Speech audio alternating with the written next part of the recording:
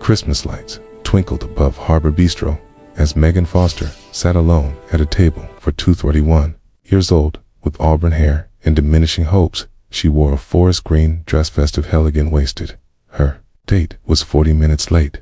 She had checked her phone 17 times. No message, no calls, nothing. The waiter approached, sympathy in his eyes. "Can I get you anything else?" "I'll wait a little longer, of course." But Megan knew he wasn't coming. Another failed setup. Another Christmas Alanche was about to leave when a small voice stopped her. "Excuse me, Miss." Megan looked up. A little girl stood beside her table, maybe 7 years old, with dark curly hair. She wore a red velvet dress, Christmas bow in her hair. "Hi, sweetie. Are you waiting for someone?" Megan felt tears threaten. "I was, but I don't think they're coming." "That's sad," the girl said. "Can I sit with you?" "So you're not alone. Don't you have someone with you?" "My daddy," the girl said, pointing across the restaurant, "but he's on a work call. He does that a lot. I get bored, and you look nice and lonely." Megan smiled. "Despite everything, what's your name?" "Emma." "Hi, Megan." Emma climbed into the empty chair. "Why did your date not come?" "I don't know. Maybe he got scared. My daddy gets scared too." "Of what?" "Of dating," Emma said matter-of-factly. "His friends try to set him up, but he always cancels. He says work is easier." "Your daddy sounds busy." "He is." "Okay." Emma sighed. "He works all the time since Mommy died 2 years ago." "I'm so sorry." "It's okay," Emma said. "But I wish he had someone so he wouldn't be sad, and so I could have someone to talk to. Besides just him." Across the restaurant, a man looked up, saw Emma at Megan's table. Panic crossed his face. He ended his call, rushed over. "Emma, I told you to stay at our table." "But Daddy, you were working, and this lady is alone. Her date didn't come." The man looked at Megan, mid-30s, with dark hair, navy suit, handsome, exhausted.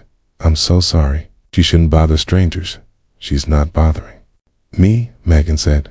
"Really, she's been wonderful company." The man studied. It's Megan, the empty seat, the full wine glass, the defeated posture. "Did your date really not show?" "Apparently not." Something shifted in his expression. "That's terrible. It's Christmas Eve." "Who does that? Someone who didn't want to be here." The man made a decision. "Would you like to join us for dinner?" Emma's right. You shouldn't be alone on Christmas Eve. "I can't impose." "You're not imposing." The man said. "I'm Miles. By the way, Miles Richardson, Emma's father, and terrible at being present." Apparently, at their table, larger by the window, Christmas tree visible outside. Megan relaxed. "What do you do, Miles?" "I'm a software developer. Started my own company 5 years ago. It's grown a lot too much, probably." "What about you?" "I'm a teacher. 3rd grade." "That's perfect." Emma said. "Do you like kids?" "I love them." "Why aren't you married?" Emma. Miles said. "That's personal." "It's okay." Megan laughed. Honest answer. "I haven't found the right person, and I'm picky. I'd rather be alone than settle." "That's smart." Miles said. "I wish more people thought that way." Over dinner, they talked Miles about his late wife, cancer sudden, devastating. "I threw myself into work to cope, to provide for Emma, to not feel, but Emma deserves better." Megan talked about her life, teaching, dating, disasters, being the single friend at every wedding. Everyone says I'm too picky, but I don't think wanting genuine connection is too much to ask. Emma listened, asked questions, drew pictures on her napkin. "You're nice, Miss Megan. Daddy should date you." Emma. Miles went red. "I'm so sorry." She has no filter. "It's fine." Megan laughed. "She's sweet." After dinner, Miles walked Megan to her karama. Between them, "Thank you for tonight," Megan said. "You saved Christmas." Emma saved it. Miles corrected. "She's the one who sat down." "True." Megan looked at Emma. "Thank you for keeping me company." "You're welcome. Can you come over for Christmas?" "Daddy makes good pancakes." Miles looked mortified. Emma. "We can't invite people. It's a Christmas morning." "Why not?" Emma said. "Miss Megan is alone. We're alone. Can be alone together." Megan felt tears. "That's very sweet, but I'm sure your dad's plans we don't." Miles admitted. "Usually just as low-key, but if you wanted to come, we'd love to have you." Megan surprised herself. "Okay. Really, I live alone," was was going to eat leftovers and watch Christmas movies. This sounds better. Christmas morning, Megan arrived at Miles's house, beautiful but lived in presents. Under the tree of my pajamas, Miss Megan. It came. They made pancakes, soap, and presents. Maya had wrapped something for Megan, a drawing of 3 people. That's you and me and Daddy. I made it last night after dinner. Megan started crying. It's beautiful. That afternoon, while Emma napped, Miles and Megan talked. Can I confess something? Miles said. Sure. I canceled my date last night. But I was supposed to meet someone, a blind date. My assistant set it up, but I canceled it. The last minute, said I had to work. Used it as an excuse. Like always, he looked at Megan. Then Emma sat with you, and I saw what I'd been avoiding. Which is what? That being scared isn't a good reason to stay alone. I was scared too, Megan admitted last night, of another bad date. Another disappointment. I almost didn't go, but I pushed through. Hank stood up anyway. I'm glad you did, Miles said. Me too. 3 months later, Miles asked Megan to dinner, just the 2 of them. Emma at a sleepover. I need to tell you something, he said. Okay, I'm falling in love with you. But I'm terrified of losing someone again, Miles admitted. My wife died. I barely survived. What if something happens to you? What if Emma gets attached and I lose you both? Megan took his hands. I'm scared too. I've been alone so long. What if I'm not good at this? What if I can't be what Emma needs? You're already what Emma needs, Miles said.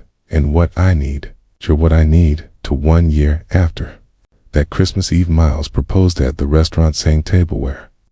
Emma had sat down. Megan, he said, 1 year ago. You were alone on Christmas Eve, stood up by a date. My daughter saw you. Sat down, changed everything. He pulled out a ring. Will you marry me? Be Emma's mother. Be my partner. Make every Christmas as perfect as last year. Yes, at their wedding, Emma was the flower girl. She gave a speech last Christmas Eve. Emma said, I saw Miss Megan sitting alone. She looked so sad. Daddy was on his phone, working like always. The little girl smiled. I asked if I could sit with her. She said yes. We talked about everything. Then I made Daddy come over because I knew she was supposed to be with us. Megan stood crying last Christmas Eve. I was stood up, she said. Sat alone in a restaurant, watching couples, watching families, feeling sorry for myself. Then a little girl in a red velvet dress asked if she could sit with me so I wouldn't be alone. She looked at her family. Emma gave me the best Christmas gift. A family, a home, a love I'd stopped believing in. Miles spoke last Christmas Eve. He said I was supposed to be on a date. I canceled, used work as an excuse, like I always did.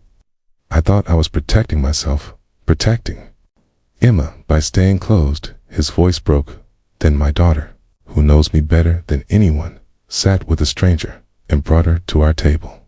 Emma saw what I couldn't, that we needed Megan as much as she needed us. Years later, when people asked how they met, Miles would smile and say, my daughter crashed her date.